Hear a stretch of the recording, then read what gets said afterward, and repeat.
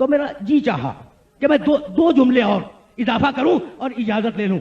याद है ना, याद है कि शाम के वक्त सैयद सज्जाद सकीना को गोद में लेकर कैद खाने से बाहर बैठ जाते थे। शाम के वक्त याद है ना, किसी ने कहा फर्जंद रसूल अच्छा नहीं लगता, अच्छा नहीं लगता कि आप शाहराह आम पे आके बैठ जाते हैं। कहने लगे कि पूछने वाले मैं क्या करूं, यह कैद खाना इतना छोटा है कि शहजादियां पांव फैलाकर लेट नहीं सकती।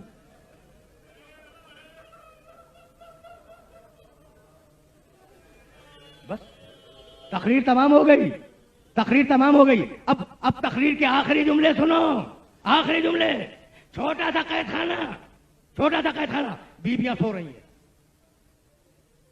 बीबियां कैद खाने में सो रही हैं। अच्छा फर्श नहीं है, फर्श नहीं, जमीन पे सो रही हैं। अच्छा अजीजों रुक जाओ, रुक जाओ। मालूम है ना कि जब काफिला पलट के मदीने गया तो मदीने की बूढ़ी औरतें आई शहजादी ज़ैनब के पास। आराम से सुनना।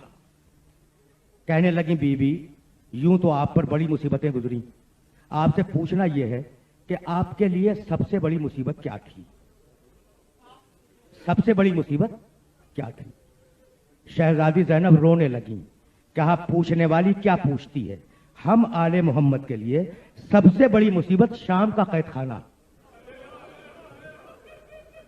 कहा बीबी कैद खाने में क्या हुआ, वो सबसे बड़ी मुसीबत कैद खाने की क्या थी।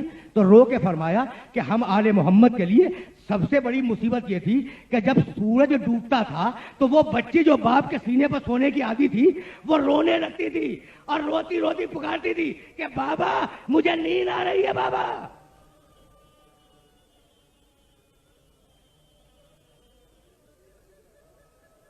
बाबा मुझे नींद आ रही है, बाबा, बाबा मुझे अपने सीने पर सुला लो, बाबा। ये कहती जाती थी और रोती जाती थी और रोते रोते सो जाया करती थी। ये थी हम आले मोहम्मद की सबसे बड़ी मुसीबत। सुन लिया ना, बस मेरी मजलिस तमाम हो गई। सबसे बड़ी मुसीबत क्या थी, बच्ची रोते रोते और बाबा को पुकारते पुकारते सो जाती थी। ये थी सबसे बड़ी मुसीबत।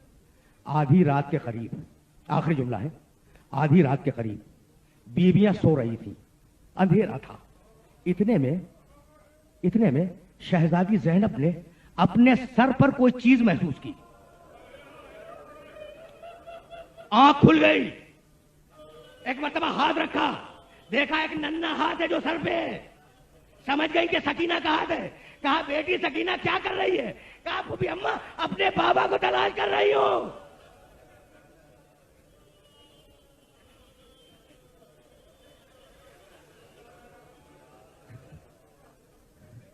फूफी अम्मा बस आखिरी जुमला सुनो, फूफी अम्मा अपने बाबा को तलाश कर रही हूं।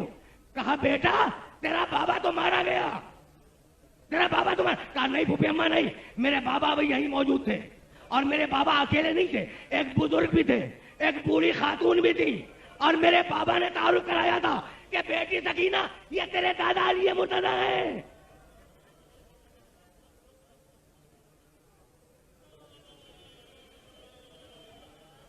बेटी सकीना ये तेरे दादा अली मुर्तजा है, ये तेरी दादी फातिमा ज़हरा है। सुनो दो जुमले और सुनो। कहने लगी बच्ची क्या फूफी अम्मा मेरी दादी ने मुझे अपनी गोद में बिठलाया था, मेरे सर पे हाथ फेरा और मुझसे पूछा था कि बेटी तेरे कानों का दर्द अब कैसा है। तो फूफी अम्मा मेरा बाबा यही था, मैं अपने बाबा को तलाश कर रही हूं। बीबियां उठ गई और समझ गई कि बच्ची ने ख्वाब देखा है। शहजादी ज़ैनब ने बच्ची को गोद में लिया, थपकियां देनी शुरू की, लेकिन बच्ची का रोना बंद न हुआ। एक मरतबा उम्मे कुलथूम उठी, कहा बहन मेरी गोद में दे दो। बच्ची का रोना बंद न हुआ।